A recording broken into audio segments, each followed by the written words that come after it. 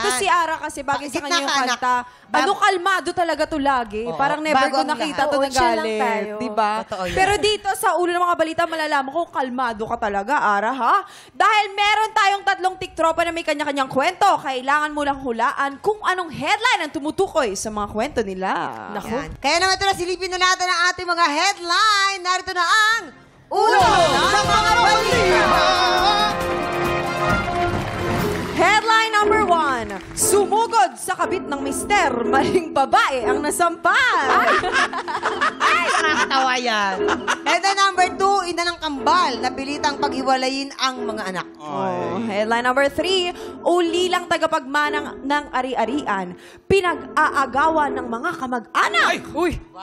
Headline number 4, gumaling sa karamdaman dahil sa alagang pusa. Oh. 3 headline dyan, ito totoong kwento. Isa lamang dyan ay panggulo. Okay, meron tayong may mamayan na tutulungan ka, okay? At Yan. para bigyan ka ng clue, ito na nga. Gumaling sa karamdaman dahil sa alagang pusa. Ay papakita nila sa yan kung papaano raw siya pinagaling ng kanyang alagang pusa. Heto na ang mga tiktropang kailangan mong i-match. Mula sa Cubao, Quezon City, si Jovelyn De Cara. Aksiyan. Hindi ko in-expect. Mamaya mo na ako kulitin, masakit yung ulo ko.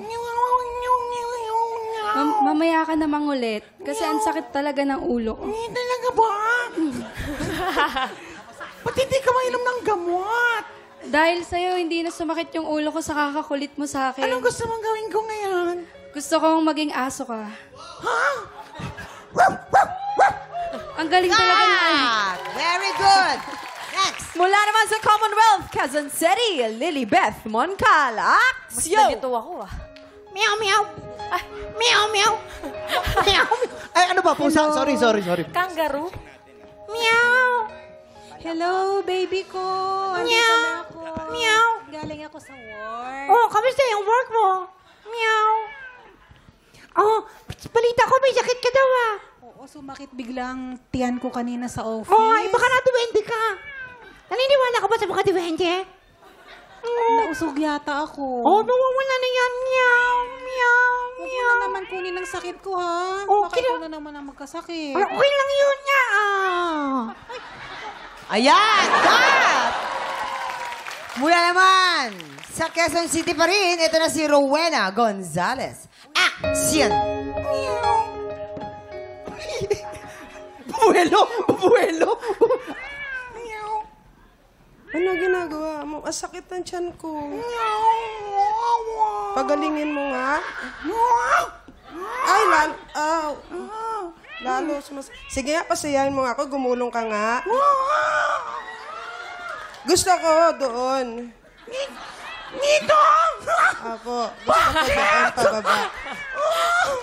Talaga ba? Talaga ba to?